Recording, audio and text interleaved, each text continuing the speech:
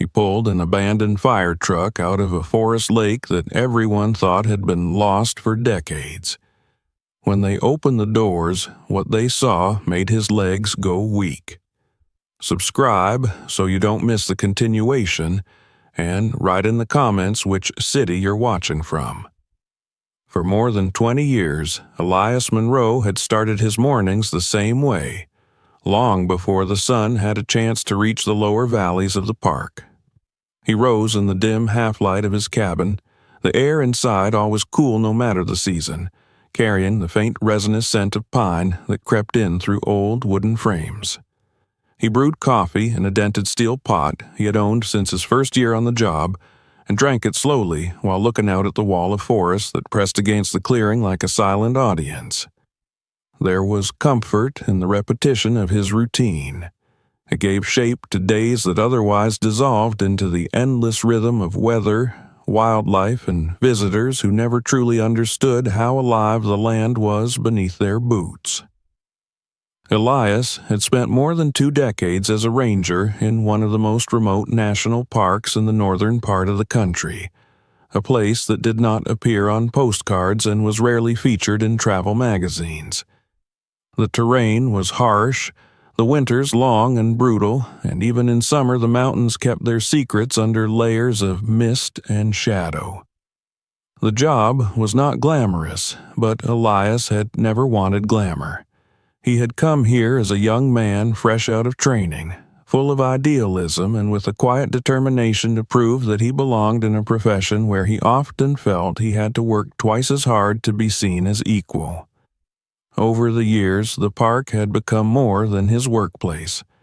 It had become a living map of memories, every trail and ridge marked not just on charts, but inside him. That morning, he set out as he always did, taking his pickup along the narrow service road that curved like a ribbon between towering firs and granite outcroppings. He stopped to check a damaged sign near a trailhead where spring floods had undercut the post. He logged the coordinates in his notebook, noting the water level in the nearby creek and the condition of the bridge farther downstream. These were small tasks, but Elias knew that neglecting small things was how big problems began. He had seen it countless times, from unchecked erosion that turned a trickle into a landslide, to a forgotten gate that allowed off-roaders to carve scars into fragile meadows. As he drove deeper into the park, the landscape shifted subtly.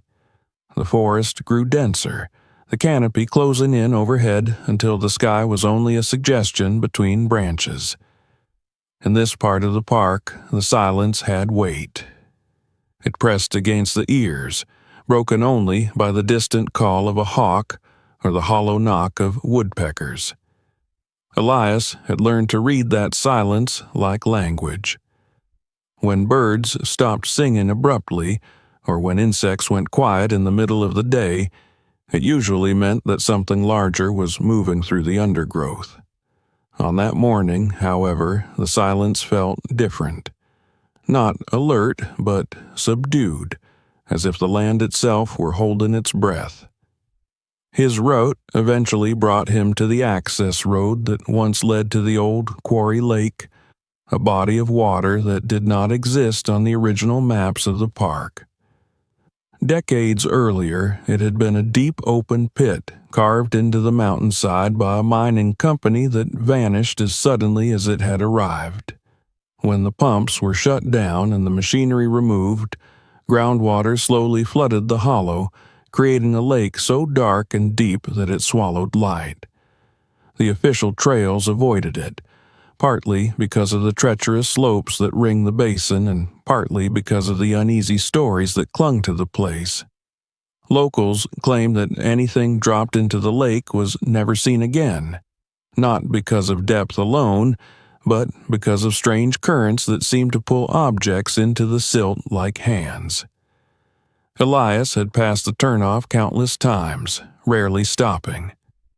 There was no reason to go there in the course of ordinary patrols, and visitors seldom found it without directions. That day, however, He slowed as he approached the faded sign half hidden behind brush. Something in the air made him hesitate. The summer had been unusually hot, with weeks of relentless sun that cracked the soil and turned streams into ribbons of dust. The quarry lake had always been known for its stubbornly high water level, fed by underground springs, but reports from fishermen over the past few days suggested that the shoreline was receding. Elias had made a note to investigate, though he had not expected to feel the faint metallic tang in the air even before he turned off the road. He parked near the remains of an old concrete dock that jutted like a broken tooth into the water. The surface of the lake was lower than he remembered, exposing a ring of slick gray mud around the edges. On that muddy band, he noticed marks that did not belong to any animal he knew, deep parallel grooves that could only have been made by tires. They were old, almost filled in, but unmistakable. Kneeling near the water, he dipped a gloved finger into a thin film that shimmered in the sunlight. It left a faint rainbow on the surface before dissolving. The smell was unmistakable now, not the rot of vegetation or the mineral scent of stone, but something oily, something mechanical. The complaints that had come in over the past week replayed in his mind. A pair of hikers had mentioned a strange sheen on the water that stuck to their boots. A local angler had described a taste in the air that reminded him of old garages. Elias had brushed them off at first, assuming that a leaking boat engine or illegal dumping might be the cause. But standing there, alone on the crumbling dock with the dark lake yawning beneath him, he felt a ripple of unease that had nothing to do with the ordinary litter of careless visitors. As he walked along the newly exposed shoreline, he saw fragments half buried in the mud, twisted strips of metal and shards of rusted bolts that crumbled at his touch. These were not recent. They were relics, worn smooth by decades underwater.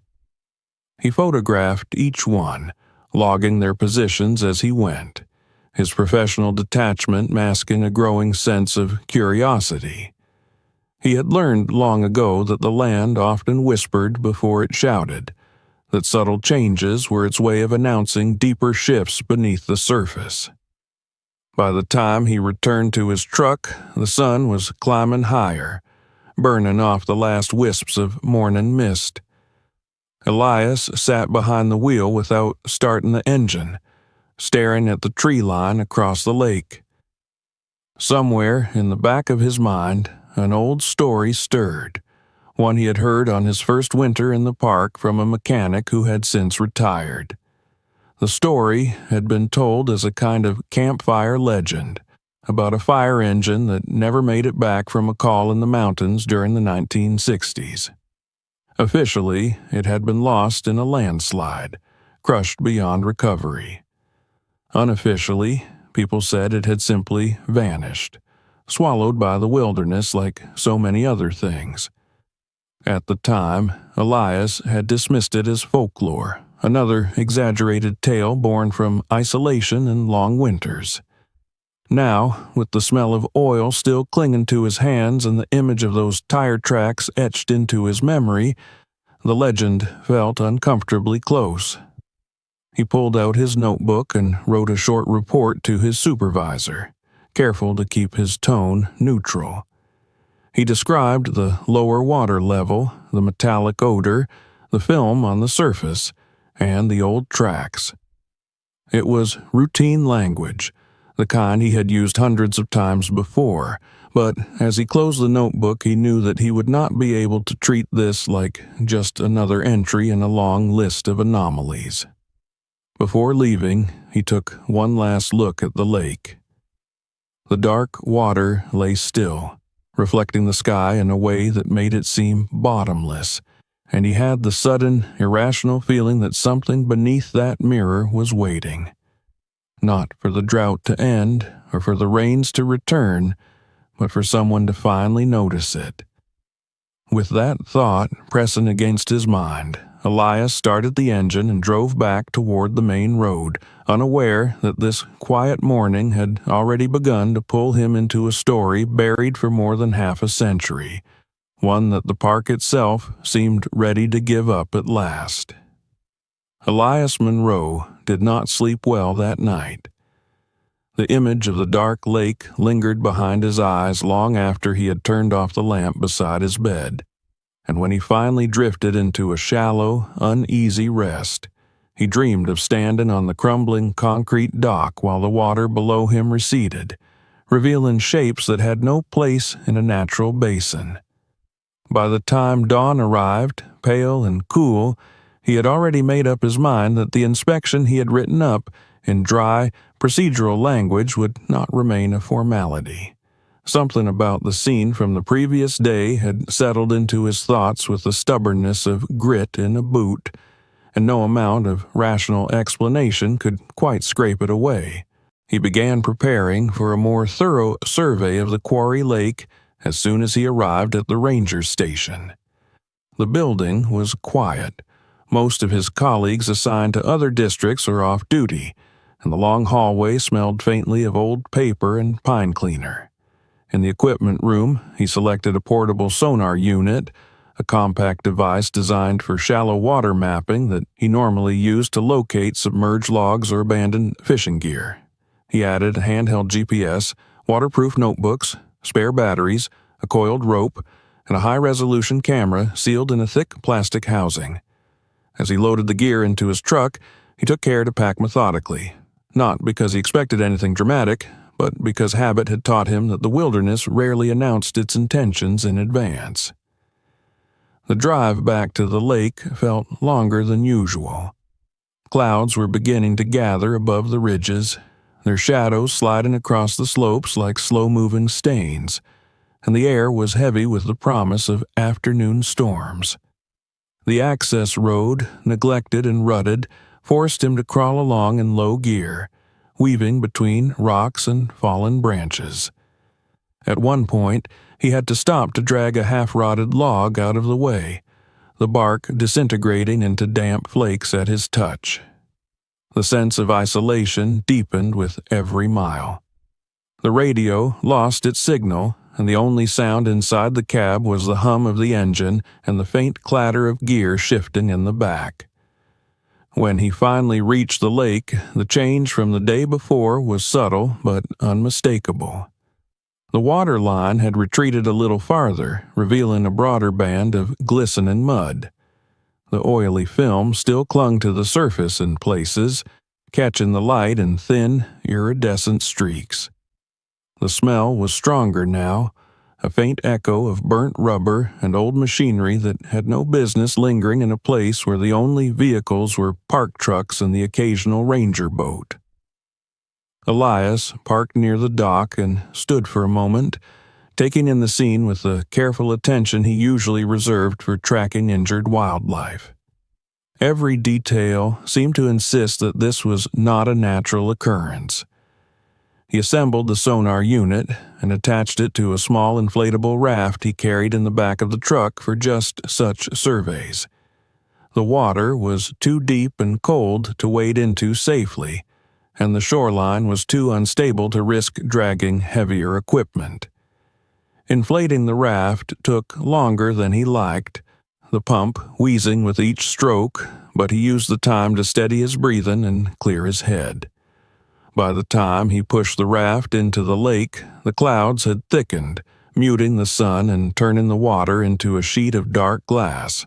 Paddling slowly, he guided the raft along a rough grid he had plotted the night before, using landmarks on the shore to keep his bearings. The sonar unit hummed softly as it sent pulses into the depths, the screen flickering with the abstract language of sound waves translated into shapes and shadows. For the first several passes, he saw nothing but the expected contours of the basin, the gradual slope where the quarry walls gave way to the flooded pit, the uneven texture of silt and stone. Then, as he crossed the center of the grid, the display changed. A dense, angular mass appeared on the screen, its edges too sharp to be geological. Elias slowed the raft and circled back, watching as the shape re-emerged from a different angle. The more he adjusted his position, the clearer the outline became. It was not the amorphous blur of debris or the chaotic tangle of a fallen tree. It had straight lines, flat planes, and a profile that made his pulse quicken. He estimated its length and width by the scale on the display and felt a jolt of recognition. Whatever lay below was far larger than a boat or piece of construction equipment. It was the size of a truck. He marked the coordinates with the GPS and repeated the scan, altering the sensitivity and depth range to rule out distortion. The object remained stubbornly consistent, standing upright in a way that made no sense for something that had simply slid into the water by accident. If a vehicle had rolled off the old quarry road, gravity would have sent it tumbling end over end, scattering fragments across the basin. This, by contrast, appeared almost planted, its base embedded in the silt like the root of a metal tree. Elias leaned back in the raft, the paddle resting across his knees, and stared at the shoreline. The faint, nagging discomfort he had felt the day before had grown into a tight knot beneath his ribs. He thought again of the legend about the missing fire engine, of the way the mechanic had lowered his voice when he told it, as if the trees themselves might be listening. He shook off the thought and focused on the practicalities. Official procedure would require him to notify his superiors, submit the data, and wait for authorization to proceed. That could take days, perhaps weeks, and he had already seen how quickly the conditions around the lake were changing. The storm that had been threatening all morning finally announced itself with a distant roll of thunder. The sound echoed through the basin, bouncing off the quarry walls until it was impossible to tell how far away it truly was. Elias checked the sky and calculated how much time he had before the weather turned dangerous. Against his better judgment, he decided to take a closer look.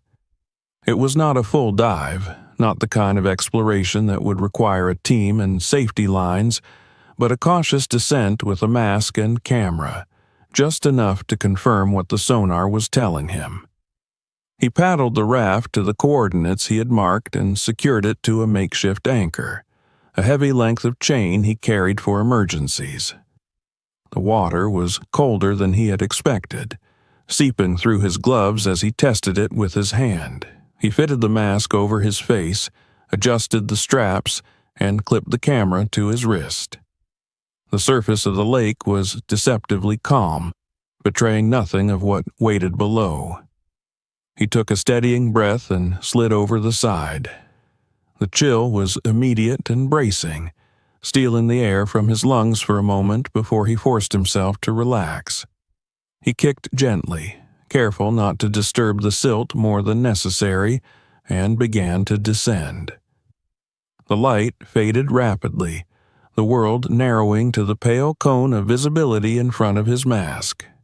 The water was not clear enough to see far, and within a few yards the surroundings dissolved into murk. He followed the faint guidance of the sonar beacon he had lowered on a line, trusting that it would lead him to the anomaly. As he moved deeper, the temperature dropped further and his breath sounded loud in his ears, a steady rasp that seemed out of place in the thick silence. Then, without warning, something dark loomed in front of him. He slowed, his heart hammering as he drew closer.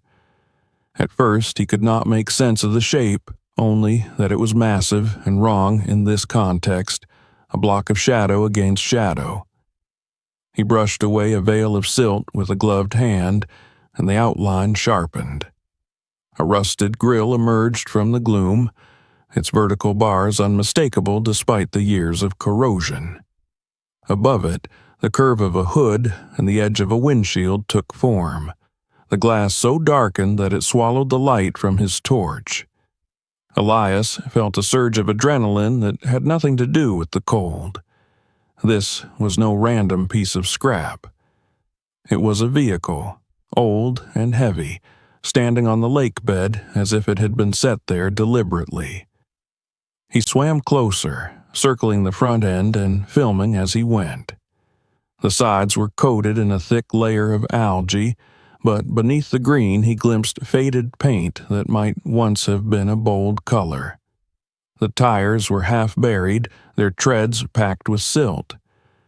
There was no debris field, no scattered parts, only the solitary bulk of the machine, mute and inexplicable.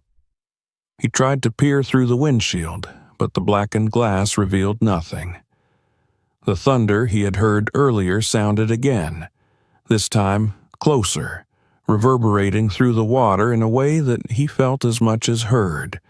It was a reminder that he was pushing his luck. Reluctantly, he backed away from the vehicle and followed his line to the surface, lungs burning as he kicked upward. When he broke through into the gray daylight, rain was already beginning to fall, stippling the lake with 1,000 tiny impacts.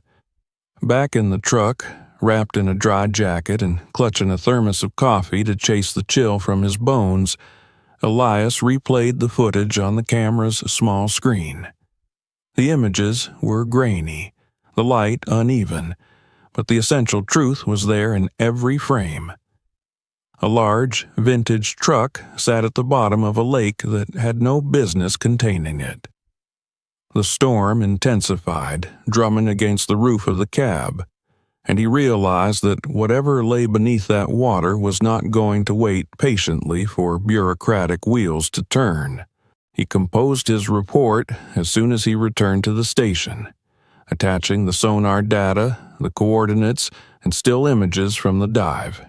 He kept his language clinical, describing the anomaly as a large submerged vehicle of indeterminate make and age, positioned upright and partially embedded in silt. He requested authorization for a full recovery operation, citing environmental concerns related to potential contamination. As he hit send, he felt a peculiar mix of satisfaction and apprehension. He had taken the first irreversible step, and even as he shut down his computer and headed home through the rising storm, he knew that the quiet legend he had once dismissed was about to become something far more tangible. The storm that had driven Elias Monroe from the lake did not simply pass through the park. It settled in, draping the ridges in sheets of rain and low cloud for 2 full days, as if the mountains themselves were reluctant to let him return to the place where he had brushed against something long hidden. During that time, he remained in the ranger station, answering routine calls, filling out maintenance logs, and pretending that his mind was not constantly replaying the sonar image of that angular mass resting in the silt. He checked his email obsessively, waiting for a response to the report he had filed, and when it finally arrived late on the second afternoon, it carried with it a mix of relief and apprehension that made his hands tremble slightly as he opened it. Authorization had been granted for a recovery operation. The wording was cautious, framed as an environmental assessment and potential hazard removal, but Elias knew that the implication was far greater.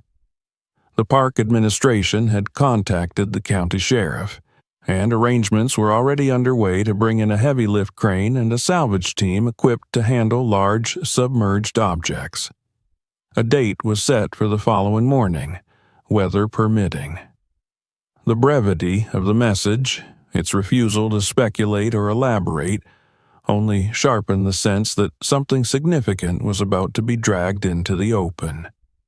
By dawn, the storm had broken, leaving the air washed clean and cold. Mist clung to the treetops like unraveling bandages, and the mountains stood revealed in sharp relief against a pale blue sky. Elias drove back to the quarry lake in convoy with a pair of county vehicles. The narrow road suddenly crowded with motion after years of neglect. The farther they went, the more isolated the scene felt, the procession of modern trucks and flashing lights cutting an alien path through the quiet forest. They arrived to find that word had already spread. Despite the early hour, a handful of locals were gathered near the old dock, their vehicles parked haphazardly along the road. Some had come out of curiosity, others with a wary, defensive air that Elias recognized from past encounters when park regulations threatened long-standing habits.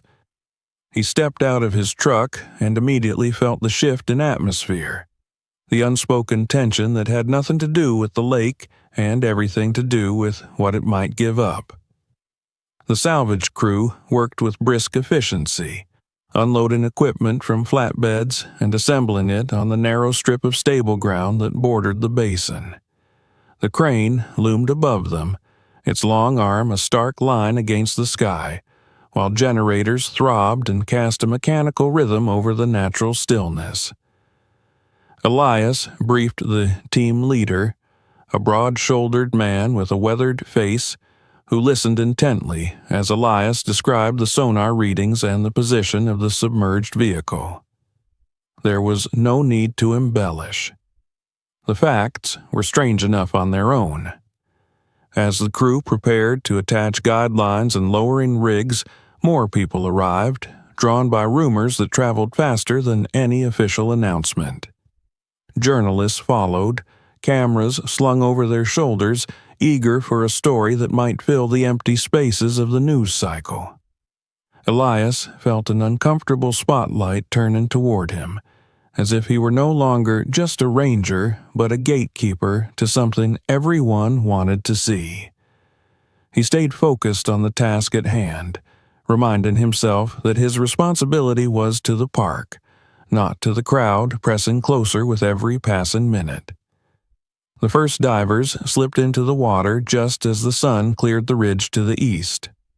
The lake looked deceptively peaceful, its surface reflecting the sky in muted blues and grays, but Elias knew how quickly that calm dissolved beneath the surface. He watched as the divers disappeared, their bubbles tracing brief, wavering paths before vanishing into the depths. The waiting that followed was the hardest part. There was nothing for him to do but stand at the edge of the dock, listening to the murmur of the crowd and the distant whine of the crane's motor as it tested its range. When the divers resurfaced, they were followed by a palpable change in the mood of the operation. They conferred with the crew chief in low voices, gesturing toward the water as if describing a puzzle that refused to resolve itself. Elias caught fragments as he moved closer, references to how firmly the object was embedded, to the unusual absence of debris, to the odd orientation that suggested intentional placement rather than accident. He relayed what he knew, adding his own observations from the brief dive he had made days earlier, and together they formulated a plan to secure the vehicle with slings and gradually coax it free of the silt.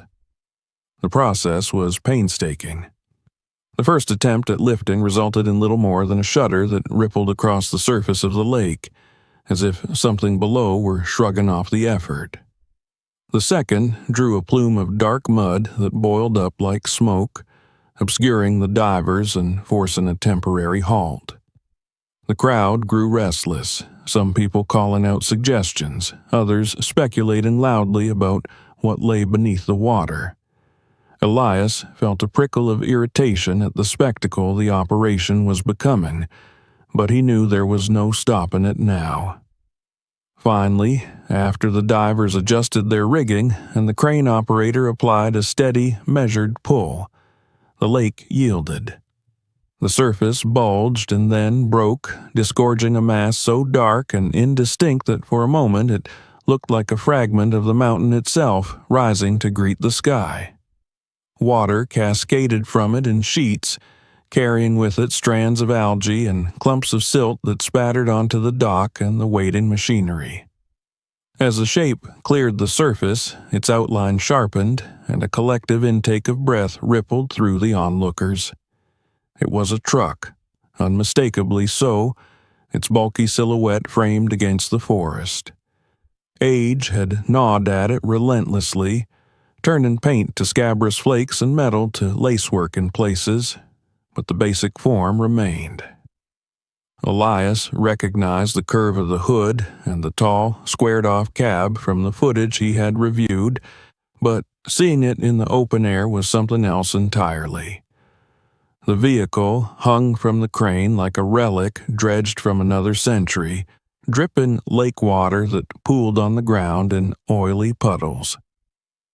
As the crew guided it onto a flatbed prepared for the purpose, Elias noticed details that had been impossible to discern underwater. The windows were coated in a film so dark it was almost opaque, a charred look that made the interior invisible. The doors, streaked with rust and grime, appeared warped, their frames twisted just enough to suggest that opening them would be a challenge. The front grille, half consumed by corrosion, still bore the ghost of a manufacturer's emblem, though the letters were long gone. The crowd pressed closer, drawn by the tangible proof that something extraordinary had been hidden beneath the lake for decades. Elias felt a flicker of unease as he took in their faces. Some were lit with excitement, others with apprehension, and a few with something harder to define, a guarded wariness that hinted at private calculations.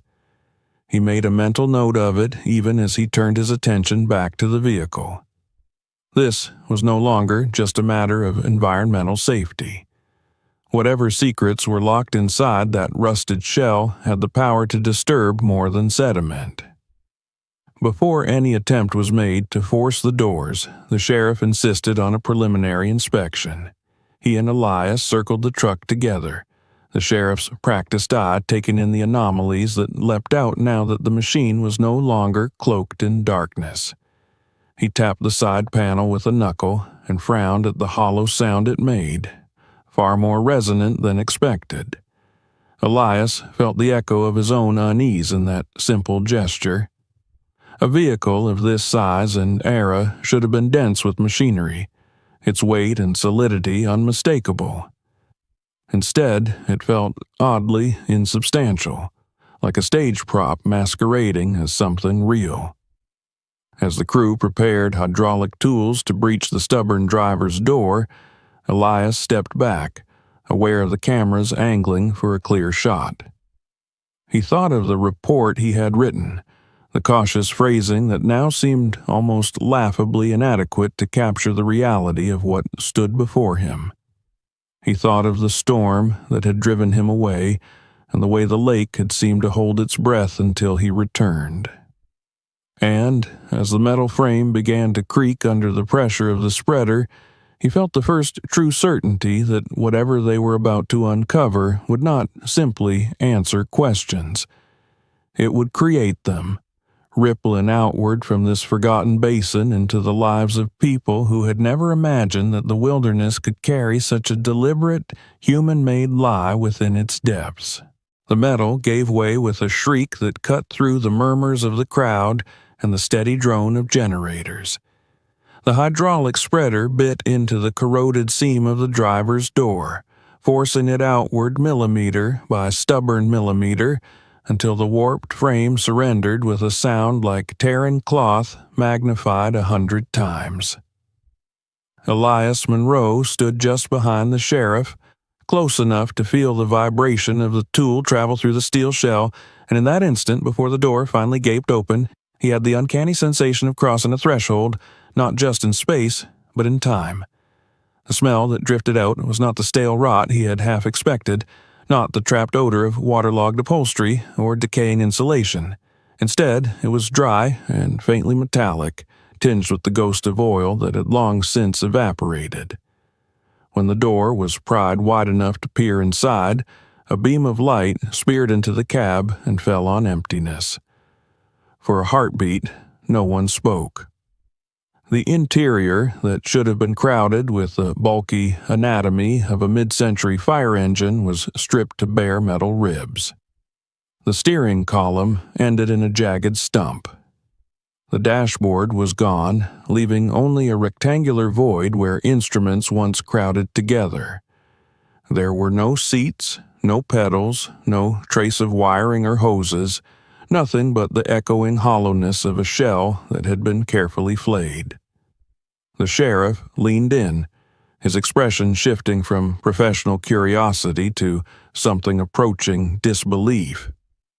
He ran a gloved hand along the exposed floor, tracing lines where components had once been bolted down. The marks were clean, too clean, free of the chaotic scars left by disaster. Elias felt a cold wave of comprehension wash over him. This was not the result of a crash or a fire or years of neglect beneath the water. It was the residue of intent. The crew began to document the interior with the methodical precision of people who sense the importance of every detail. Photographs were taken from multiple angles, measurements recorded, fragments of loose material collected in evidence bags. Elias found himself drawn into the empty cab despite the knot of unease in his chest. He stepped onto the flatbed and leaned closer, the darkened windows swallowing the light from the flood lamps. The glass was coated in a black film that resisted his touch. Not soot exactly, but something that seemed to have been applied. A deliberate veil to hide what lay beyond when the truck still moved through the world above ground. As they moved to the rear compartments, the pattern repeated itself with grim consistency. Where heavy pumps and brass fittings should have been mounted, there were only outlines, pale ghosts of metal against darker paint. The bolts had been removed, not snapped. The cuts where hoses and cables had been detached were smooth, almost surgical. Elias cataloged these details in his mind even as the crowd pressed closer, their whispers rising to a fevered pitch. This was no longer a relic salvaged from the past. It was a message, though one whose author had long since vanished. The sheriff straightened and met Elias's gaze. In that look, there was an unspoken acknowledgement that the story they had all expected to tell, of a tragic accident and a lost vehicle finally brought to light, had just been obliterated. What stood before them was not a tomb, but a riddle. He ordered the area secured, his voice cutting through the growing noise, and uniformed deputies moved to establish a perimeter. A few disgruntled locals protested, but their complaints fell flat in the face of the unfolding spectacle. Elias retreated a step, feeling suddenly exposed in the midst of the attention he had unwittingly drawn. Cameras flashed, their sharp clicks like the snapping of insect wings, and reporters began speaking urgently into phones. He knew that by nightfall the images would be everywhere, the empty carcass of the truck framed as the latest mystery in a region that had grown accustomed to being ignored. Yet, even as the narrative began to take shape beyond his control, he found his thoughts turning inward to the small details that the broader audience would miss. He noticed, for instance, that the pattern of corrosion inside the cab differed from that on the exterior. The metal ribs within were less eaten away, suggesting that the interior had been exposed to water for a shorter time than the outer shell. That alone contradicted any notion that the truck had simply been dumped intact decades ago. It implied a period of exposure to air after it had been stripped, long enough for the inside to begin oxidizing, but not so long that the elements could erase the marks of disassembly. There were other subtleties. A scrap of cloth snagged on a jagged edge where the dashboard had once been mounted, its fibers bleached but still distinct, perhaps a remnant of a work shirt or a cleaning rag. A length of frayed twine caught beneath the rear frame, too insubstantial to have survived a violent crash, but perfectly placed to be forgotten in the rush of deliberate work. Elias collected these small fragments with the care of someone handling something fragile and irreplaceable, even as part of him wondered whether they were clues or merely artifacts of a process he could only begin to imagine. The representatives from the county arrived not long after, their polished shoes sinking into the mud around the lake as they approached the truck with thinly veiled apprehension. They spoke in low, controlled tones to the sheriff, their eyes flicking repeatedly to the onlookers and the camera lenses trained on them. Elias watched their body language with a growing sense of disquiet. These were not the reactions of officials confronted with an unfortunate environmental hazard. They were the reactions of people who understood that a long-accepted version of events was about to be questioned. One of them suggested, in a voice meant to be reassuring, that the vehicle was likely nothing more than a stripped piece of scrap, abandoned when the quarry closed. The explanation rang hollow even as it was offered. Elias felt a flicker of anger at the attempt to minimize what lay plainly before them. He responded carefully, citing the absence of any record of authorized dumping in the area and the unmistakable signs of systematic disassembly. He could feel the weight of scrutiny settle on him in that moment, the subtle shift from collaborator to potential irritant. The crowd began to thin as the afternoon wore on, some drawn away by obligations, others by the disappointment of not having witnessed a sensational reveal of human remains. In their wake, the quiet returned, tentative at first, then more insistent as the park reasserted its presence. The truck remained where it was, shrouded in tarps and guarded by deputies, a hulking question mark in the clearing. Elias stood apart from the activity, jotting down observations that went beyond his official duties, knowing that the answers would not be found in press releases or superficial inspections. When the operation finally wound down for the day, the lake had slipped back into shadow, the setting sun gilding its surface with fleeting color. Elias lingered, reluctant to leave the place that had become the axis of a story far larger than he had anticipated. He thought again of the mechanic's hushed legend, of the way some of the locals had looked at him as if he were disturbing a grave that did not belong to him. The difference now was that the grave was empty, and emptiness has a way of demanding to be filled with truth. As he drove away, the image of the hollow cab followed him, its dark windows like blind eyes turned toward the forest. He did not yet know how far the ripples would travel, only that they had begun here, with the tearing of metal and the revelation of a void where the beating heart of a machine should have been. Whatever had been done to that fire engine, it had been done by human hands with a purpose that the wilderness had neither condoned nor forgotten. And Elias Monroe, ranger of a park that prided itself on preserving the natural order, now found himself at the center of an unraveling that had nothing to do with nature at all. The hollow truck did not leave Elias Monroe's thoughts when he returned home that evening. Even the quiet of his cabin, usually a refuge after long days in the field, felt strangely inadequate, as though the emptiness he had seen inside the rusted fire engine had followed him back through the trees and taken up residence in the corners of his mind. He sat at his small kitchen table long after dark, files spread out before him, the low lamp casting a tired yellow circle over documents that had not been touched in decades. If the answers were not inside the metal shell, then they had to be somewhere else, buried in ink and forgotten signatures. He began with the park archives. The next morning, he requested access to the oldest storage room beneath the main ranger building, a place most of the staff regarded as little more than a graveyard for outdated regulations and yellowed maps. The room smelled of dust and cardboard and something faintly chemical, a residue from the cleaning agents used long ago. He pulled open drawers that had not slid smoothly in years and flipped through brittle folders labeled with fading handwriting. Fire reports from the 1960s were stacked in uneven bundles, their pages peppered with small burn marks from cigarettes smoked by men who had long since retired or died. The year he needed lay somewhere near the bottom of a metal filing cabinet whose paint was flaking in strips.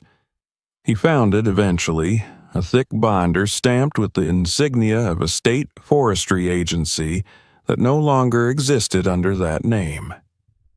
As he leafed through the pages, the official version of events took shape in the language of the time, dense and formal, laden with assurances that every effort had been made to contain a catastrophic blaze that had swept across the eastern slopes of the park. One section described the loss of a fire engine in a remote sector, crushed beyond recovery by a sudden landslide. It was a neat narrative, cleanly bounded by bureaucratic phrasing, but Elias felt its seams almost immediately. The coordinates given for the supposed landslide did not correspond to any known slide path in the region, and the accompanying maps were vague to the point of uselessness. More troubling was the absence of detail about the crew assigned to the engine. Names appeared in one document, only to vanish in the next. A handwritten margin note questioned whether all personnel had been accounted for, but the question was never answered. It was as if the record itself hesitated, then chose to forget. From the park archives, he moved on to local newspapers, scrolling through microfilm in the small library that served the surrounding communities. The headlines from that summer were dramatic, heavy with talk of heroism and sacrifice, yet curiously light on verifiable facts. Articles spoke of a valiant crew lost to the fury of the mountains, but no photographs of the scene accompanied the prose, no eyewitness accounts from fellow firefighters who might have stood nearby. Fundraisers were announced, memorial services planned, and within weeks the town council approved an emergency budget to replace the destroyed equipment.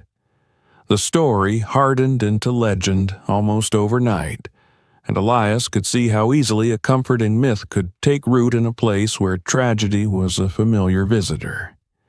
He began to cross-reference these public narratives with the internal documents he had uncovered. The discrepancies multiplied. The date of the engine's disappearance shifted subtly between sources, sometimes by a matter of days, sometimes by weeks. One report listed the engine as having been dispatched from a station miles away from where another claimed it had originated. A particularly unsettling memo, buried deep in a folder labeled Miscellaneous Correspondence, mentioned the possibility of mechanical failure prior to the incident, a suggestion that was never again addressed. Money left its own paper trail, and Elias followed it next. He requested records of insurance claims and emergency appropriations from the county office, presenting his inquiry as part of an ongoing investigation into environmental contamination. The clerks, more accustomed to dealing with zoning permits and property tax disputes, seemed bemused by his interest in half-century-old transactions, but they complied. Over the course of several hours, he pored over ledger sheets that told a story in columns of numbers. There it was, a sizable payout authorized in the aftermath of the fire, designated for the replacement of Engine 9, a vehicle now widely believed to have met its end in a landslide that might never have existed. What struck him was not the amount itself, though it was substantial for the era, but the speed with which it had been approved. There were no lengthy appeals, no contested valuations, only a smooth, efficient flow of funds from insurer to municipality.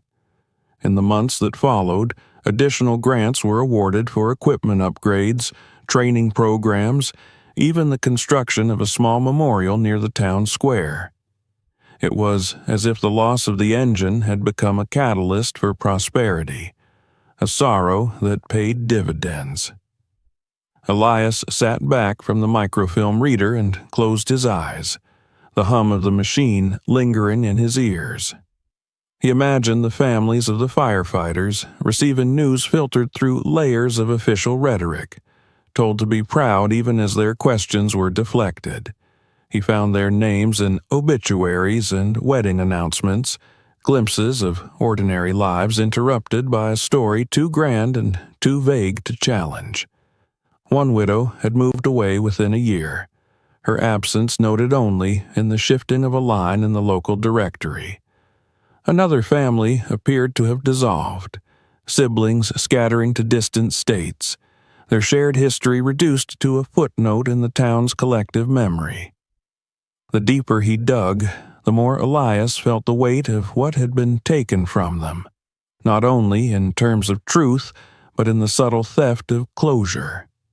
The legend of the lost engine had offered comfort, a narrative of noble sacrifice that allowed grief to be packaged and stored away.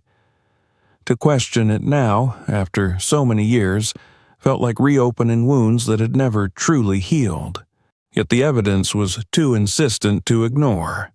He found a memo from a regional equipment supplier noting an unusually large order for spare parts placed shortly before the fire, including components identical to those missing from the submerged truck. The parts were marked as delivered, but the receiving signatures were illegible, the ink smeared as if someone had signed in haste. The coincidence was impossible to dismiss. By the time he left the library that evening, the sun had dipped low behind the hills, painting the sky in muted shades of orange and purple. Elias paused on the steps, looking out at the quiet street that had borne the weight of these secrets for so long. Children rode bicycles past storefronts that bore the same names they had 50 years ago. People greeted one another with easy familiarity, unaware that the story they had inherited might be built on a foundation of calculated deceit. He returned to his cabin with a folder thick with copies and notes, his mind buzzing with connections that refused to settle into a single, tidy conclusion. The hollow fire engine, the rushed insurance payout, the missing details in the archives, the sudden influx of funds that had reshaped the town's fortunes. Each piece on its own might have been explained away. Together, they formed a pattern that was beginning to feel disturbingly deliberate. Late that night, he spread the documents across his table once more, the same lamp illuminating a far more troubling landscape than it had the evening before. He traced lines between names and dates, letting the fragments coalesce into a narrative that no official report had ever dared to tell. The truck had not been lost to the mountains. It had been unmade by human hands, its valuable parts stripped away while a convenient tragedy was crafted to fill the void. As he finally turned in for the night, exhaustion pressing down on him like the weight of the forest itself, Elias understood that the empty shell resting by the quarry lake was only the most visible symptom of a sickness that had spread through the town long before he arrived in the park. The wilderness had kept the secret for as long as it could, but now, with the water receding and the metal exposed to the light, it had passed the burden on to him. The idea that the empty fire engine had been stripped somewhere on dry land before its silent descent into the quarry lake refused to leave Elias Monroe's thoughts after he closed the folder of archival documents. The wilderness had not done this. People had, and they had done it close enough to leave behind a trail, however faint. He returned to the lake early the next morning, not with sonar or dive gear this time, but with old maps spread across the hood of his truck, tracing the lines of a place that had been reshaped beyond recognition. Long before the pit filled with water, the quarry had been a hive of activity. Elias unearthed a set of hand-drawn plans from the county planning office that depicted the site in its industrial heyday. There were access roads now swallowed by forest, loading platforms that had collapsed into the basin, and a sprawling service yard that once held crushers, generators, and repair sheds. The map was annotated with names of contractors whose companies had vanished or rebranded in the decades since, but the surnames themselves echoed those he had begun to associate with the strange flow of money after the fire. He drove slowly along what had once been the quarry's main access road, the route now little more than a depression in the earth that only someone who knew to look could follow. Moss had softened the ruts, and saplings pushed up through the gravel like stubborn memories. At the edge of the lake, he found the remains of a concrete foundation, its corners buried under leaf litter and pine needles. This, he realized, had likely been the location of a maintenance building, a place where heavy equipment could be serviced away from prying eyes. Elias knelt and brushed aside debris, exposing a length of rusted rail that curved in a shallow arc. It took him a moment to understand what he was seeing. It was part of a track system, the kind used to guide vehicles or machinery into position. He imagined the fire engine rolling slowly along those rails, its valuable components removed one by one in the shelter of a building that no longer stood. The image was unsettling, not because of its violence, but because of its banality. There was nothing dramatic about the act of dismantling a truck. It was labor, plain and methodical, carried out by people who had likely gone home to dinner afterward without a second thought.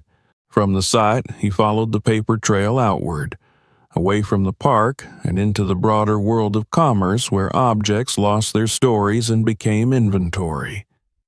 He contacted collectors and restoration specialists who dealt in vintage firefighting equipment, posing as a ranger seeking information about historical models. Some were guarded, suspicious of his motives, but others were eager to talk, their voices brightening at the chance to share obscure knowledge. He learned about the distinctive brass pumps manufactured for a brief window in the early 1960s, about the serial numbering conventions that had been abandoned when companies merged or closed. These were the parts that had vanished from the lake, the gleaming heart of a machine reduced to a shell. One afternoon, he received an email from a restorer in another state who had come across a peculiar lot at an auction years earlier. The items had been listed as surplus, sold without provenance, but the restorer remembered them because of their unusual configuration. He attached photographs, and when Elias opened them, he felt the same jolt of recognition he had experienced beneath the water. The fittings bore the same mounting pattern he had documented on the empty truck, the same telltale spacing between bolt holes.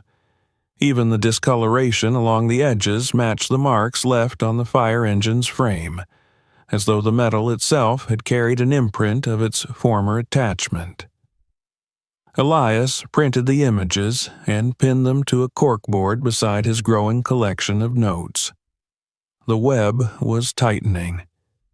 He reached out to the auction house that had handled the sale, presenting his inquiry as part of a historical research project.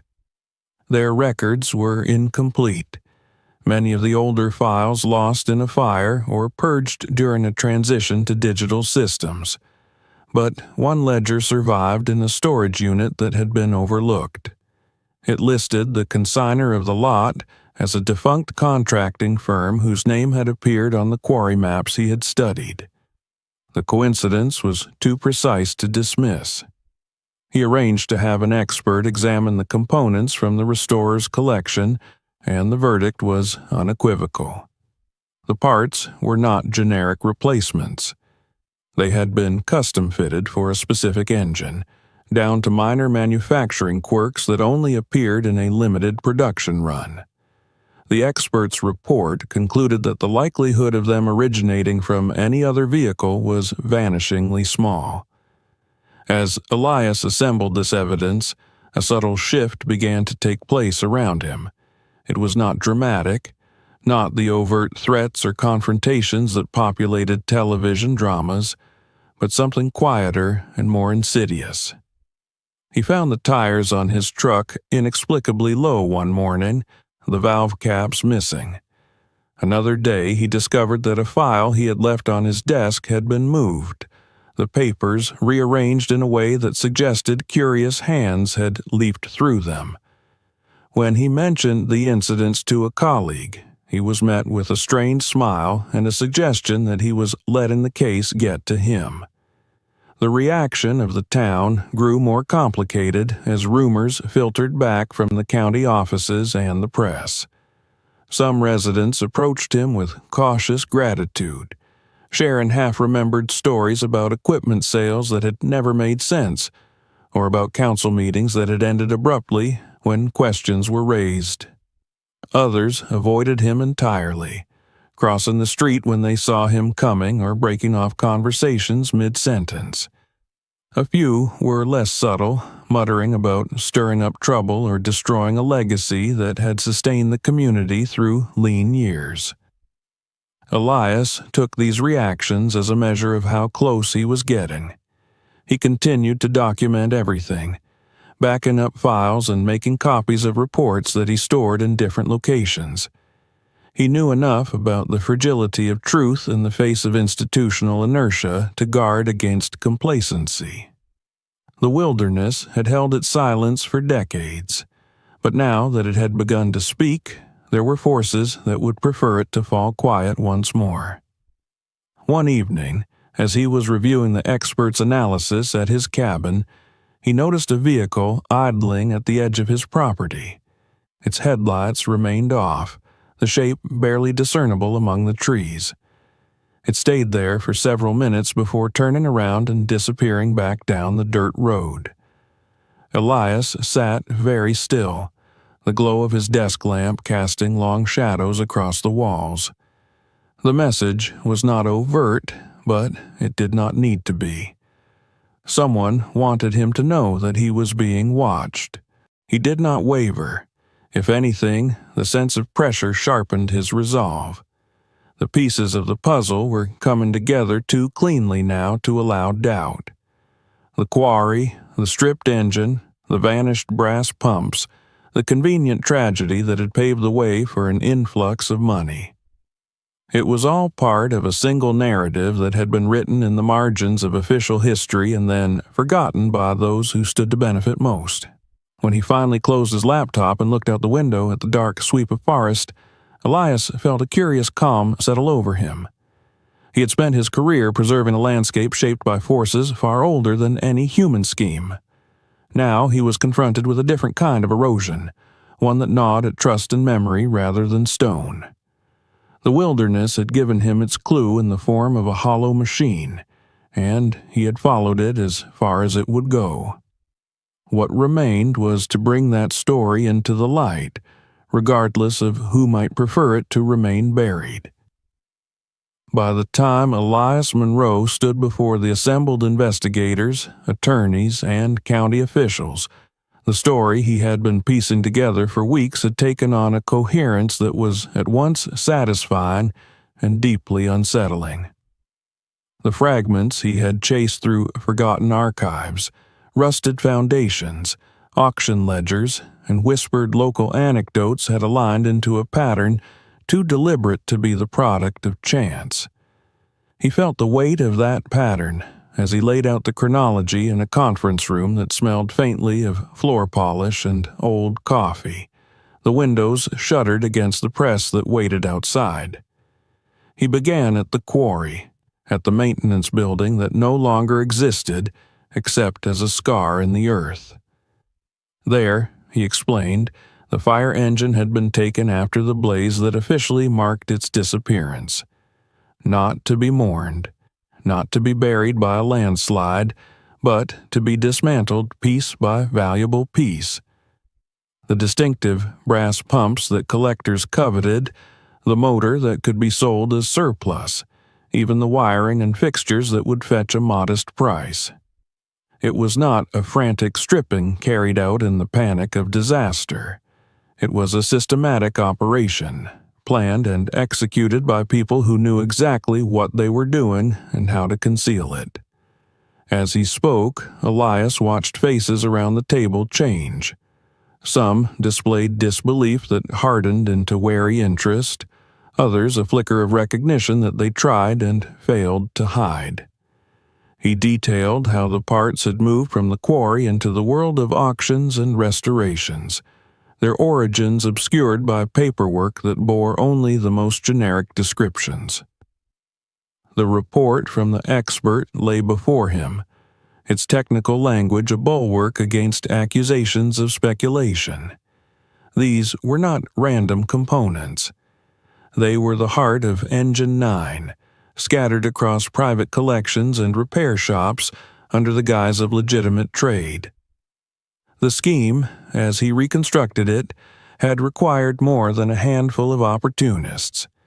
It demanded cooperation from those who could smooth the path of insurance claims and municipal budgets.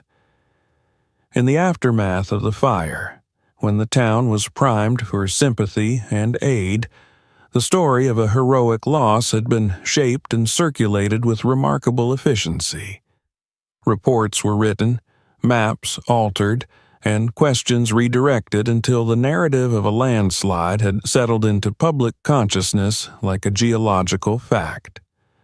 The empty shell of the engine, stripped of anything that might raise suspicion, was then taken back to the quarry and lowered into the water that would soon become a lake, the final act of a deception designed to be permanent. There was a pause when Elias reached that point, a hush in which the room seemed to hold its breath. He had expected objections, counter-arguments, some attempt to fracture the chain of reasoning he had built, but instead he was met with a heavy silence. It was broken at last by the chief investigator, a woman with iron-gray hair and eyes that missed nothing. She asked him to repeat the details about the insurance payout and the emergency appropriations, her tone measured but edged with something like anger. He did so, and in that repetition the emotional core of the story came into sharper focus. The fire engine had not simply vanished. It had been converted into capital, its disassembly a prelude to the infusion of money that reshaped the town's fortunes. Grants that were never audited properly, memorial funds that masked the absence of real accountability, all built on a foundation of deliberate misrepresentation. It was corruption not of the flamboyant, headline-grabbing kind, but of the quiet, corrosive variety that thrived on trust and complacency. The discussion turned to the crew that had been assigned to Engine 9. Here, the narrative grew darker still. Officially, they had been listed as lost in the same landslide that destroyed their vehicle, their remains unrecovered but their sacrifice enshrined in ceremony. Yet the documents Elias had uncovered told a different story, one riddled with erasures and ambiguities. The men's names appeared and disappeared across records, their fates never described with the finality one would expect of confirmed deaths. It was as though they had been edited out of existence, their absence papered over by patriotic rhetoric. This was the point at which Elias felt the weight of what he was asking the room to confront. If the engine had never been lost to a landslide, if it had been dismantled in cold deliberation, then what had become of the people who were supposed to have been inside it? He did not accuse anyone of murder. He did not need to. The mere suggestion that these men might not have perished in the manner claimed, that their disappearance had been convenient for those who profited from the scheme, was enough to chill the air. Outside, the press had begun to piece together fragments of the story, their speculation audible even through the closed doors. Inside, the investigators conferred in low voices, already outlining the next steps. Subpoenas would be issued, bank records scrutinized, interviews conducted with anyone still alive who had been involved in the aftermath of the fire. The web Elias had traced was about to be tested by the full force of the law, and he could not predict how many strands would snap under that strain. When the meeting finally adjourned, he stepped into the corridor feeling both lighter and more exposed than he had in weeks. He had done what he set out to do, carrying the truth as far as he could on his own. Now it belonged to others, to institutions whose response would determine whether the story ended in justice or simply another layer of official forgetfulness. A reporter called out his name, her voice sharp with urgency, but he kept walking, unwilling to be drawn into the simplified narratives that were already taking shape. As he drove back toward the park, the familiar contours of the mountains offered a strange comfort. Whatever the outcome of the investigation, whatever backlash he might face from those who felt threatened by it, he had crossed a line that could not be uncrossed. The hollow fire engine by the quarry lake was no longer a curiosity. It was evidence, a mute witness to a scheme that had thrived in darkness for more than half a century. He did not know whether the truth would restore anything that had been lost. He only knew that the land itself seemed to breathe easier, now that its burden was being shared. The water would continue to recede and rise with the seasons, indifferent to human affairs, but the lie that had settled into its depths had been dragged into the light at last. The first snow of the season fell on the day the families of the long-lost firefighters gathered in the small courthouse at the edge of town. It came down softly, as if the sky were reluctant to intrude on what was about to happen inside, settling on roofs and branches in a pale hush that seemed to mute the world beyond the tall windows. Elias Monroe arrived early, standing in the hallway with his coat unbuttoned, watching as people filtered in, their faces drawn with anticipation and a kind of weary hope that had been tempered by decades of unanswered questions. They had been invited under the neutral banner of an informational briefing, but everyone in the room understood that it was more than that. It was the first time since the summer of the Great Fire that officials had asked them to come together not to mourn, not to commemorate, but to listen. Elias recognized several names from the yellowed obituaries and brittle clippings he had pored over in the library. Now, those names were attached to aging men and women who carried the weight of those years in the lines around their eyes, and the careful way they moved, as if afraid to disturb whatever fragile equilibrium they had managed to build around their grief. The chief investigator spoke first, her voice steady and deliberate as she outlined the findings that had emerged from months of scrutiny. There was no melodrama in her delivery, no rhetorical flourish. She spoke of altered reports, of insurance payouts that should have raised alarms, of equipment traced across state lines to private collections and workshops. Then she addressed the heart of the matter, the thing that had been avoided in public discourse for more than half a century. The fire engine had not been lost in a landslide. It had been dismantled deliberately, its most valuable components sold under the table, its empty shell hidden in a quarry pit that would soon fill with water and bury the evidence.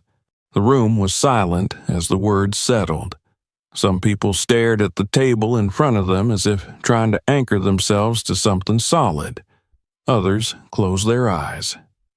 A woman in the front row gripped her purse so tightly that her knuckles went white, the leather creaking softly in protest.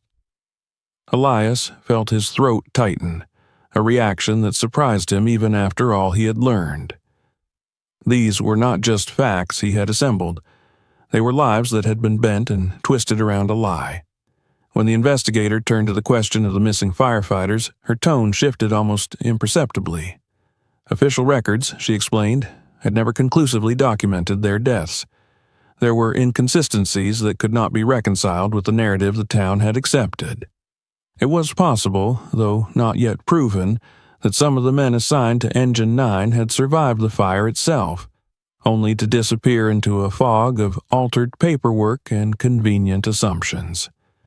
The investigation was ongoing, and any conclusions would have to wait for further evidence, but the implication was clear. The story that had been told about these men was at best incomplete and, at worst, a deliberate fabrication. For a long moment after she finished, no one spoke. The silence felt heavier than any outburst might have been, pressing down on the room with the force of all the years that had passed since that summer. Then someone began to cry, quietly at first, a sound that spread like a fissure through stone until it was impossible to tell where one person's grief ended and another's began. Elias stood apart, his hands clasped behind his back, unsure whether he had any right to be there at all. He had carried the truth this far, but now it belonged to those who had paid the price for its absence. Outside, the snow continued to fall, blurring the edges of the town in a way that seemed almost merciful. The old memorial in the square, a simple slab of granite etched with names and dates, was already gathering a white mantle that softened its sharp lines. In the weeks that followed, that monument would become the focus of fierce debate. Some argued that it should be torn down, that it was nothing but a monument to a lie. Others insisted that it remain, but with a new plaque that told the fuller story, the story that had been hidden for so long. The decision, when it finally came, reflected the uneasy compromise that marked so many of the town's choices.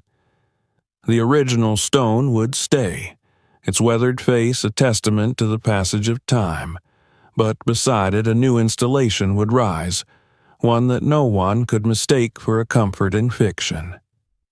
The hollow fire engine, hauled from the quarry lake and cleaned of its thickest layers of silt, would be placed on a concrete pad at the edge of the park, its empty interior visible through cutaway panels. An accompanying display would explain what had been taken from it and why, tracing the path from that quiet dismantling to the reshaping of a town's fortunes. On the morning the shell was set in place, Elias stood with a small crowd at the edge of the clearing. The truck looked even more forlorn in daylight, its rusted frame stark against the fresh snow. People approached it hesitantly, peering inside as if expecting to find something more than the stark reality of absence. Children asked their parents why it was empty, and for once there were no easy answers, no heroic gloss to smooth the edges of the truth. For Elias, the installation was not a triumph, but a reckoning. He watched as families laid flowers at the base of the display, not in celebration, but in acknowledgment of a grief that had been postponed for too long. He spoke quietly with a man who had been a boy when the fire raged through the mountains, who had grown up believing that his father's death was a simple, tragic fact of life. Now, that belief had been stripped away, leaving behind a complicated blend of anger and relief that no memorial could fully address. In the months that followed, the investigation wound its way through courts and committee rooms, exposing a network of small betrayals that added up to a profound one. Some of the men who had signed off on the altered reports were gone, their names surviving only in the margins of old documents, but others were forced to answer for their actions at last. The process was slow and often unsatisfying, constrained by statutes of limitation and the erosion of evidence, yet it carried a symbolic weight that Elias felt keenly. The truth, even when it arrived too late to heal old wounds, still mattered. Life in the park gradually returned to its familiar rhythms. The lake froze over in winter and thawed again in spring, its dark surface no longer hiding a secret that no one dared to name. Visitors came to see the strange relic at the edge of the forest, some drawn by curiosity, others by a more solemn desire to understand how such a story could unfold in a place devoted to preservation and transparency. Elias continued his patrols, his days filled once more with the practical concerns of erosion control and trail maintenance, but he carried with him a changed perspective. He had always believed that his duty was to protect the land, to keep it as untouched as possible for those who would come after him. Now, he understood that stewardship also meant guarding the stories that clung to that land, the invisible layers of human action that shaped its present as surely as glaciers and floods. The wilderness, he realized, was not just a refuge from history, but a repository of it, holding within its depths both the beauty and the failures of those who had passed through. On a quiet afternoon toward the end of the year, Elias walked alone to the lake. The snow had melted along the shore, revealing the familiar band of gray mud where he had first noticed the tire tracks months before. He stood for a long time at the water's edge, listening to the wind move through the trees and watching ripples disturb the mirror of the surface. The place felt different now, lighter somehow, as if a pressure had been released. He knew that not everyone would thank him for what he had uncovered. There would always be those who preferred the simplicity of a myth to the complexity of truth. Yet, as he turned back toward the forest and the long road home, he felt a quiet certainty settle within him. He had done what the land itself had asked of him, bringing to light something that had been buried not by time, but by intent. In a career measured by countless small acts of care, this one would stand apart, a reminder that even the deepest silence can be broken if someone is willing to listen long enough. Before you go, make sure you're subscribed so you don't miss the next story, because the secrets hidden beneath the surface are only just beginning to surface. Watch the next video now to uncover another unbelievable discovery. And if this story shocked you, share it with someone who loves real mysteries as much as you do.